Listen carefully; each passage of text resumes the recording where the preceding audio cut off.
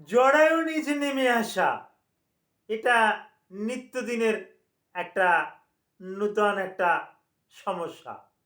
আগেও ছিল, ইদানিংকালে এটা একটু বেশি বেশি লক্ষ্য করা গেছে। লাইফস্টাইল চেঞ্জের পরিপ্রেক্ষিতে এটা একটু বেশি বেশি দেখা যাচ্ছে।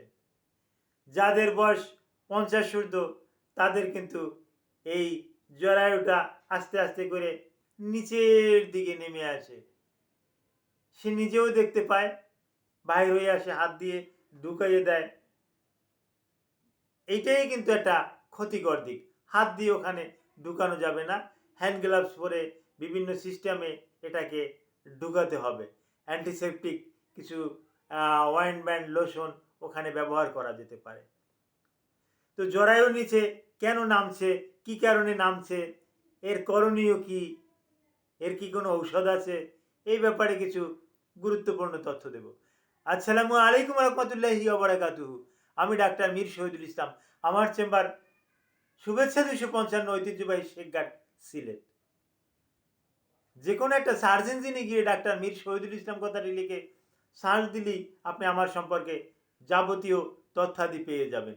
আমার লোকেশন সহ, ভিজিটিং কার্ড সহ যাবতীয় তথ্য আপনি ওই গুগলে আপনি পেয়ে যাবেন। দর্শক শ্রোতা, আলোচনা করছি জরায়ু নিচে নামার কারণ কি। বিভিন্ন কারণে জরায়ু নিচে নামতে পারে। এটাকে আমরা চিকিৎসা বিজ্ঞানের ভাষায় বলি প্রোলাপস অফ দি ইউটেরাস। ইউটেরাসটা বিভিন্ন কারণে প্রোলাপস হতে পারে, নিচের দিকে নেমে যেতে পারে।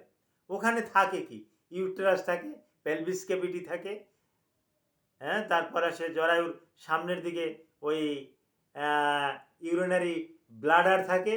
ও যখন নামে একা নামে না, তিনোটাকে কিন্তু নিয়ে নামে।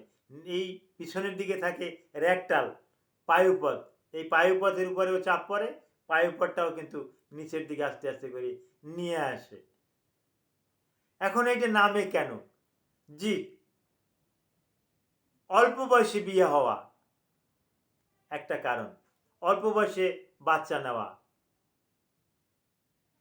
এই হাসপাতালে না গিয়ে বাড়িতে ডেলিভারি করানো, এই গ্রামগঞ্জে ডেলিভারি করার পরিপ্রেক্ষিতে জোরে জোরে টানা হেঁচড়া করা, এই টানা হেঁচড়া করার পরে জরায়ুর টিয়ার হওয়া, ভ্যাজাইনার টিয়ার হওয়া, এগুলো যথাসময় চিকিৎসা না করা, এগুলোকে স্টিচ না দেওয়া, যার পরিপ্রেক্ষিতে আজ ইউটেরাসটা প্রোলাপস হয়ে গেছে এবং এই প্রোলাপস ইউটেরাসটা আস্তে আস্তে নিচের দিকে নেমে আসছে। আমরা অহরহ দেখে থাকি যে আমাদের কাছে দেখায়, হঠাৎ দেখলেই আমরা আশ্চর্য হয়ে যাই যে এটা তো সার্ভিক্স, এটা এত দূরে কিভাবে আসলো, এই সার্ভিক্সটা এত দূরে কিভাবে আসলো, হতভম্ব হয়ে যায়।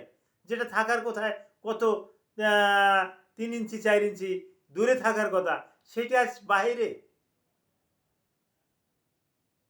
তো এইটা এই টানা হেঁচড়ার পরিপ্রেক্ষিতে, এই অল্প বয়সে মা হওয়ার পরিপ্রেক্ষিতে, গ্রামের ধাত্রী দিয়ে এই ডেলিভারি করানোর পরিপ্রেক্ষিতে এই রকমের সমস্যা হয়ে থাকে। এখন আপনাদের করণীয় কি? জি, আপনি সবসময়ের জন্য ডেলিভারিটা চেষ্টা করবেন একটা হাসপাতালে করাতে, নির্দিষ্ট একটা ক্লিনিকে করাতে, তাহলেই এর থেকে অনেকটা পরিত্রাণ পাওয়া যাবে। আর যাদের প্রলাপস হয়ে গেছে তারা যত দ্রুত সম্ভব আপনি সার্জারি ডাক্তারের সাথে যোগাযোগ করুন, উনি আপনাকে ভালো একটা পরামর্শ দেবে। ইচ্ছে করলে গাইনি সার্জনের সাথেও যোগাযোগ করতে পারেন। Thank you all.